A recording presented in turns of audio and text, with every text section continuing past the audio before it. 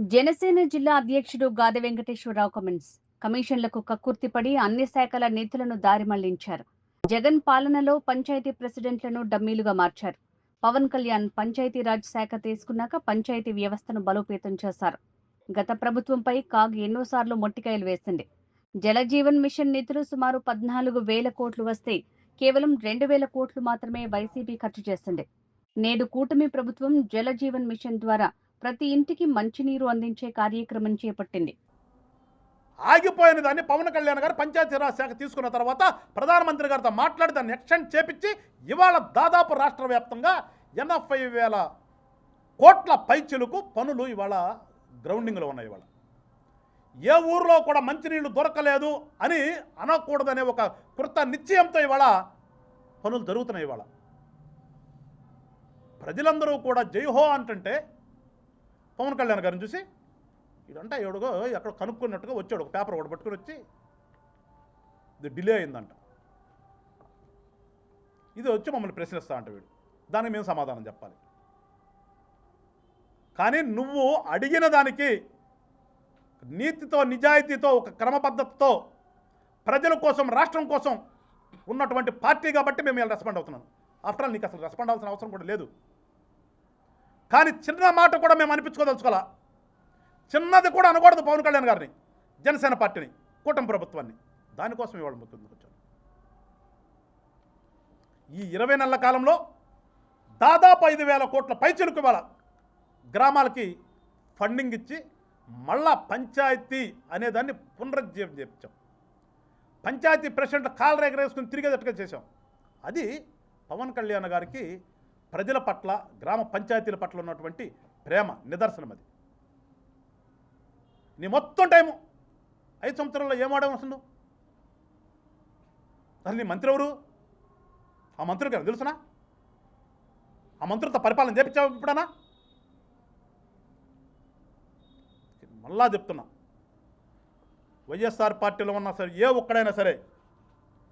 ఒక్కడైనా సరే జనసేన ఏదన్నా మాట అనాలంటే 1కి 100 సార్లు కింద పైన పక్కన అటు పక్కన అక్కడ చూసుకుని మాట్లాడండి. మీకు ఎక్కడ ఉలుకొచ్చిందంటే, మీకు ఈ మధ్యకాలంలో ఇండియాలో ట్రెండింగ్లో తిరిగింది పంచాయతీరాజ్ శాఖ. ఆంధ్ర రాష్ట్ర పంచాయతీ శాఖ పవన్ కళ్యాణ్ గారి యొక్క పేరు ట్రెండింగ్లో ఉంది. ఫస్ట్ ప్లేస్కి వచ్చి ఆ ఫస్ట్ ప్లేస్కి వచ్చే ట్రెండింగ్లో తిరగటాన్ని మీరు ఓర్చుకోలేక ఏదో ఒకటి, ఎందుకంటే మీరు ఎట్లాగూ కళంకితులు, మీరు కళంకితులు, మీరు ఏదో అంటించాలని ఒక చిన్న ప్రయత్నం చేద్దామని పిచ్చి ప్రలాపనలు చేస్తే ప్రజలే కొడతారు. మేము అసలు ప్రజలు కొడతారు, ఏంట్రా మీరు అనేదని. ఎందుకని దయచేసి మరొకసారి చెప్తున్నా, ఎప్పుడైనా సరే మీరు పవన్ కళ్యాణ్ గారి గురించి కానీ జనసేన పార్టీ గురించి కానీ అనాలి అనిపించినప్పుడు 100 సార్లు చెక్ చేసుకుని మీ టీవీలో కూర్చోండి. మిమ్మల్ని ఎవడు చూపించండి మిమ్మల్ని. అదర్వైజ్ చెప్తున్నా, ఇంతకుముందు మేము అడిగి ఉన్నాము.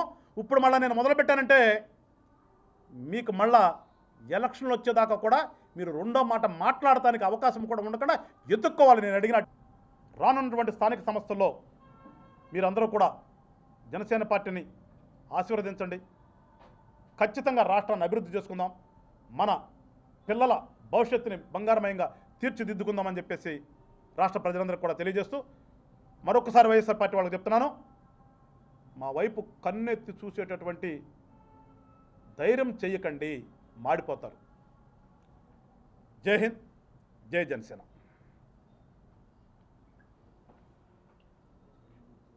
చెప్తే రాసుకొచ్చినట్టున్నావు, అది లేదు ఆడిట్ రిపోర్ట్. అరే కాగ్ ఎన్నిసార్లు మీకు అక్షంతలు వేసింది, మీకు గుర్తులేదా? మీరు మొత్తం ఆపబట్టి ఏమి చేయాలో తెలియక వాటినన్నింటినీ అధికారులందరినీ కూర్చోబెట్టి మేము వచ్చినటువంటి 2 నెలల పరిధిలో మొత్తం ప్రక్షాళన చేసి మళ్ళా గ్రామ స్వరాజ్యం, మనకు నానుడు ఉంది కదా, గ్రామాలే దేశానికి పట్టుకొమ్మలని, గ్రామాలు బాగుంటేనే దేశం బాగుంటుందని సామెతలు చెప్పడం కాదు, ఆ సామెతల్ని నిజం చేసి చూపిస్తున్నటువంటి నాయకుడు వాళ్ళ పవన్ కళ్యాణ్ గారు, కూటమి ప్రభుత్వం. గుర్తెచ్చుకోండి ఒకసారి చూడండి అసలు ఏం జరుగుతుందో.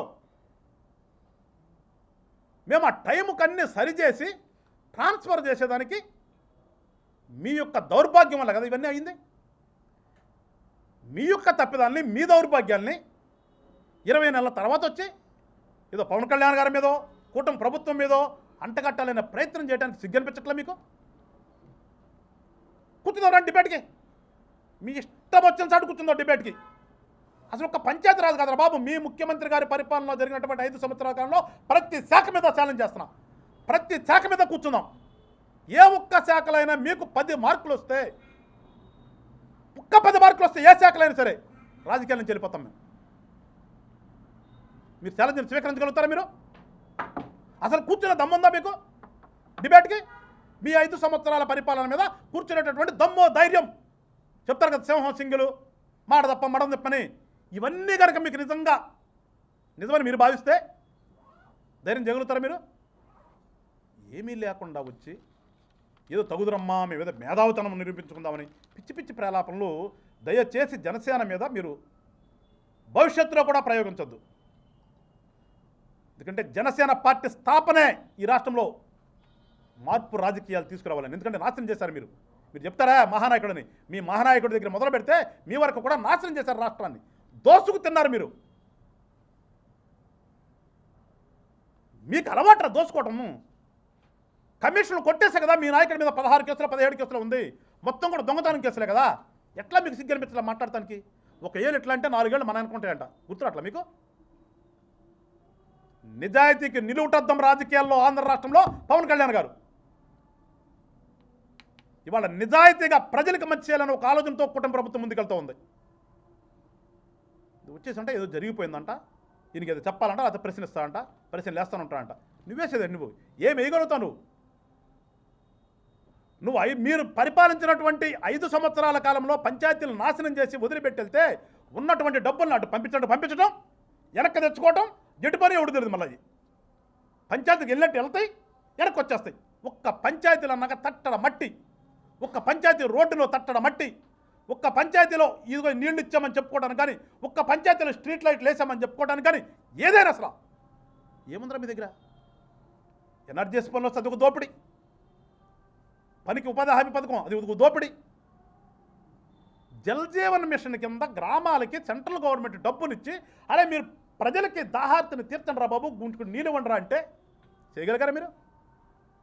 చేయగలిగారా మీరు? 5 సంవత్సరాల కాలంలో ఎంత వాడారు మొత్తం మీద మీరు? ఏం వాడారు మొత్తం మీద మీరు? పట్టుమని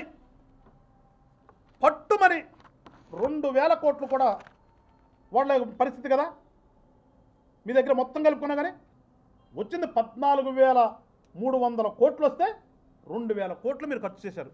అవి కూడా దేనికి ఖర్చు చేశారు? మీ సొంతాలకి. ఎక్కడ మీరు ట్యాంకులు కట్టారో తెలియదు, ఎక్కడ జలచరణ కింద నీళ్ళు ఇచ్చారో కూడా తెలియదు. ఆగిపోయిన దాన్ని పవన్ కళ్యాణ్ గారు పంచాయతీరాజ్ శాఖ తీసుకున్న తర్వాత ప్రధానమంత్రి గారితో మాట్లాడి దాన్ని ఎక్స్టెండ్ చేపించి ఇవాళ దాదాపు రాష్ట్ర వ్యాప్తంగా 80,000 కోట్ల పైచిలుకు పనులు ఇవాళ గ్రౌండింగ్లో ఉన్నాయి. ఇవాళ ఏ ఊర్లో కూడా మంచినీళ్ళు దొరకలేదు అని అనకూడదనే ఒక కృత నిశ్చయంతో ఇవాళ పనులు జరుగుతున్నాయి. ఇవాళ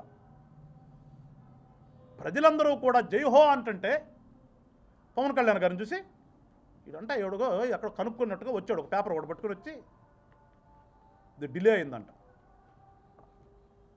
ఇది వచ్చి మమ్మల్ని ప్రశ్నిస్తా అంట వీడు, దానికి మేము సమాధానం చెప్పాలి. కానీ నువ్వు అడిగిన దానికి నీతితో నిజాయితీతో ఒక క్రమ పద్ధతితో ప్రజల కోసం రాష్ట్రం కోసం ఉన్నటువంటి పార్టీ కాబట్టి మేము ఇలా రెస్పాండ్ అవుతున్నాను. ఆఫ్టర్ ఆల్ నీకు అసలు రెస్పాండ్ అవ్వాల్సిన అవసరం కూడా లేదు.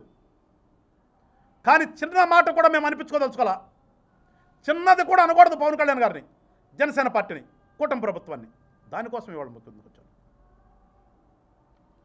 ఈ 20 నెలల కాలంలో దాదాపు 5,000 కోట్ల పైచిలుకు ఇవాళ గ్రామాలకి ఫండింగ్ ఇచ్చి మళ్ళా పంచాయతీ అనేదాన్ని పునరుజ్జీవం చేయించాం. పంచాయతీ ప్రెసిడెంట్ కాలు ఎగరేసుకుని తిరిగేటట్టుగా చేశాం.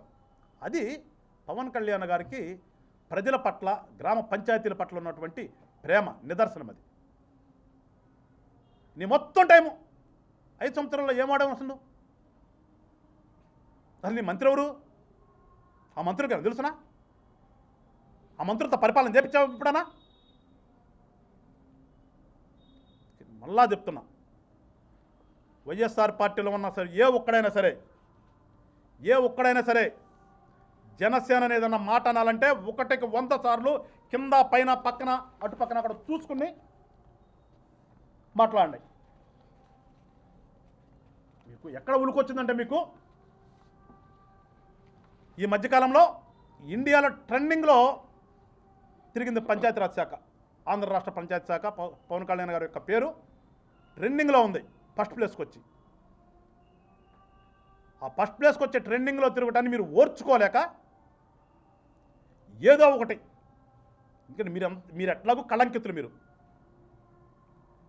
మీరు కళంకితులు, మీరు ఏదో అంటించాలని ఒక చిన్న ప్రయత్నం చేద్దామని పిచ్చి ప్రేలాపనలు చేస్తే ప్రజలే కొడతారు. మేము అసలు ప్రజలు కొడతారు. ఏంట్రా మీరు అనేదని. అందుకని దయచేసి మరొకసారి చెప్తున్నా, ఎప్పుడైనా సరే మీరు పవన్ కళ్యాణ్ గారి గురించి కానీ జనసేన పార్టీ గురించి కానీ అనాలి అనిపించినప్పుడు 100 సార్లు చెక్ చేసుకుని మీ టీవీలో కూర్చోండి. మిమ్మల్ని ఎవడు చూపించండి మిమ్మల్ని. అదర్వైజ్ చెప్తున్నా, ఇంతకుముందు మేము అడిగి ఉన్నాము. ఇప్పుడు మళ్ళీ నేను మొదలుపెట్టానంటే మీకు మళ్ళా ఎలక్షన్లు వచ్చేదాకా కూడా మీరు రెండో మాట మాట్లాడటానికి అవకాశం కూడా ఉండకుండా ఎదుక్కోవాలి. నేను అడిగిన వాటికి సమాధానం చెప్పాలంటే ఏదైతే చెప్తున్నాను, ఆంధ్ర రాష్ట్ర ప్రజలను కూడా కోరుతున్నాను, ఒక్కసారి ఒక విష ప్రచారాన్ని చెయ్యాలనే ఒక పిచ్చి ఆలోచనతో వైఎస్ఆర్ ప్రభుత్వంలోని కొంతమంది పెద్దలందరూ కూడా పవన్ కళ్యాణ్ గారిని ఏదో చేయాలి, పవన్ కళ్యాణ్ గారి మీద ఏదో ఒక మసి అంటించాలనే ప్రయత్నం చేస్తున్నారు. దయచేసి మీరు గమనించండి. పవన్ కళ్యాణ్ అనే వ్యక్తి ఈ రాష్ట్రం బాగుపడాలని, ఈ రాష్ట్రంలో ప్రజలకు సుఖశాంతులు ఉండాలని, యువత భవిష్యత్తు బాగుండాలని చెప్పేసి కూటమిని ఏర్పాటు చేసిన విషయం మీ అందరికీ తెలుసు. ఒక మంచి ఆలోచనతో, ఒక మంచి ఆశయంతో రాజకీయాల్లోకి వచ్చాడు తప్పితే ఈ వైఎస్ఆర్ పార్టీ వాళ్ళలాగా కొట్టేయటానికో, అధికారం దోసుకోవటానికో, వాళ్ళ దాచుకోవటానికైతే కాదు అని చెప్పేసి మీ అందరికీ తెలుసు.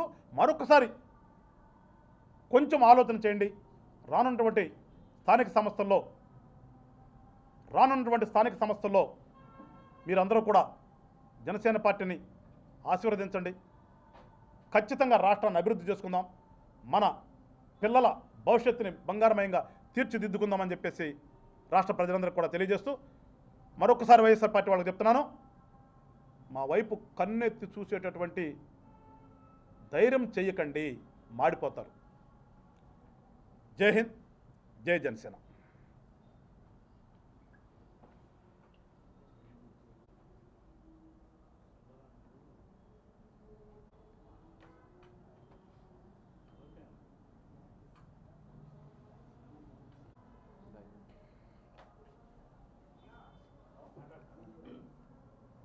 మాట్లాడతారా? భయ్యా అయిపోయింది.